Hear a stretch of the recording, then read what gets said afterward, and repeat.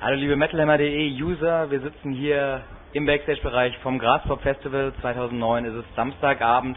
Die meisten Shows sind mittlerweile vorbei, unter anderem eine großartige Show von Hatebreed, was wir natürlich zur Situation und zur Gelegenheit genommen haben, um uns hier mit einem der wohl wichtigsten Musiker auf diesem Festival zu treffen, zumindest fast. Und zwar sitze ich hier mit Jamie from Hatebreed. Jamie, how was your show tonight?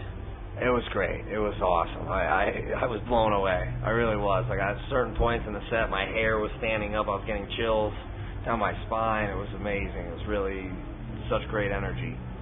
A lot of people here in Europe, when thinking about Hatebreed on festivals, think about with Full Force Festival, because Hatebreed is like a full force, a fat band, and you're always awesome there. So you're there next week. How are your expectations? It's just crazy. You know, I went and I said thank you to Korn and Slipknot for giving us, you know, the opportunities to open for them in Europe. And it really paved the way for Hatebreed to become a headliner. And to headline, you know, with Full Force is like the ultimate dream of ours, like from being younger and, you know, reading about the festival and being a younger band and just wanting to always go and play. And now the headline it's pretty monumental for us. We feel very lucky and we're just grateful, and just the fans, you know, also giving us such a good reaction at the festival in the past. It's going to be great. We got a really special show planned, full pyro, it's going to be insane. It's going to be one of our biggest productions yet, so we're really excited. So there will be a major show and show element and stuff like that in your show? Yeah, and we're going to be filming, you know, hopefully for a DVD, and it's just something about with Full Force that is like, it's just legendary and it's known all over the world, and we want to just capture that show and that crowd. Have you ever played with a lot of pyros and show effects before?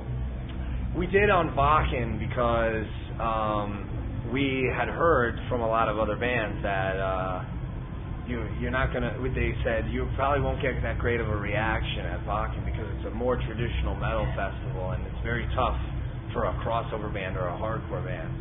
And we wanted to rise to the challenge, and we wanted to put on a special show. So we had pyro and smoke and, you know, concussion bombs, and it was a great show. It was one of the best shows we ever played, and the crowd was amazing. It was tons of walls of death and circle pits, and as far as the eye can see, people going crazy. So it was a great statement for us to make as a band, you know, to go to Wacken and get such a great reaction.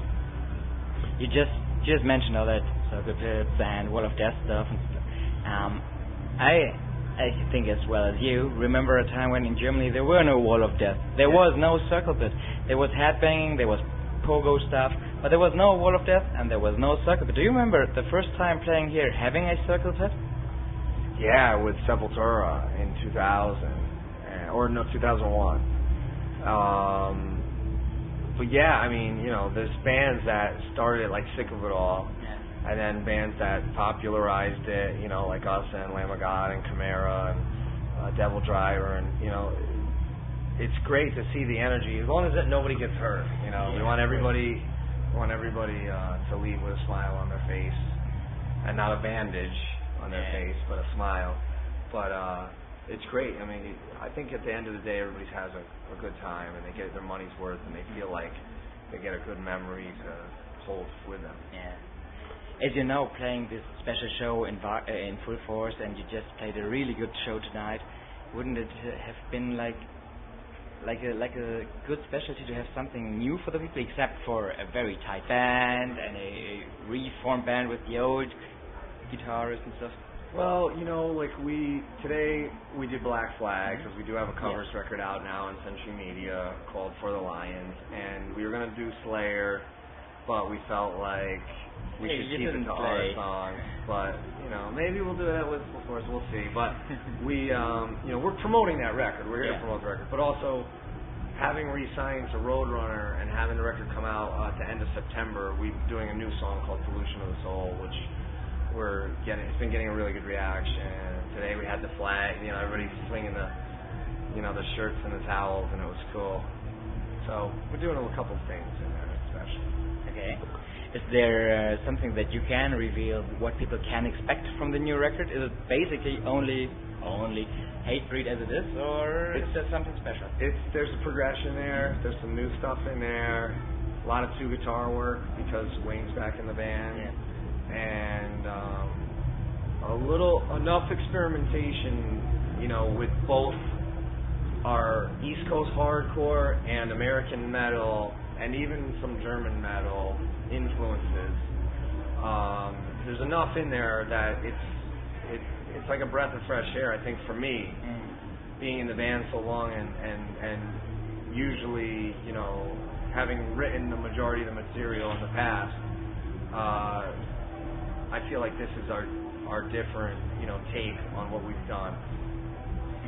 You just mentioned that there might be some German metal influences. From which bands? I don't want to say bands because then people will speculate, and I want the music to speak for itself. And every band says, this is our best record, this is our heaviest record. I'm not saying any of that. I'm just saying that the music will speak for itself. But I think when you build, a band like us, and when you're building up, and every year we're kind of getting bigger and more popular, and we're having better success live, I think, incorporating different influences is important to just keep it fresh for us as the band, and when I say American metal and I say East Coast hardcore and German metal, it's just because there's no other terms to really describe it, but I feel like that is close to what you'll hear in the ingredients that make up the stew. Yeah. But if you have to put a finger on it, what makes German metal, what defines German metal, what is German metal to you? Well, definitely I would say, Sodom, Creator, Destruction. There's so many. But it's more like this thrash metal thing. I would say so, yeah. You could say Switzerland metal with with Frost, and you could say Swedish metal and British metal. I use the terms.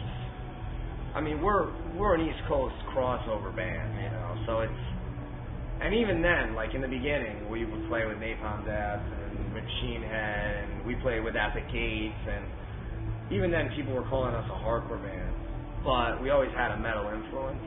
I think just on this record, you'll hear more American and German than any other, But it's like I said, it's just because there's lack of a better term. Thanks for the interview. Thank you. Und auf Wiedersehen.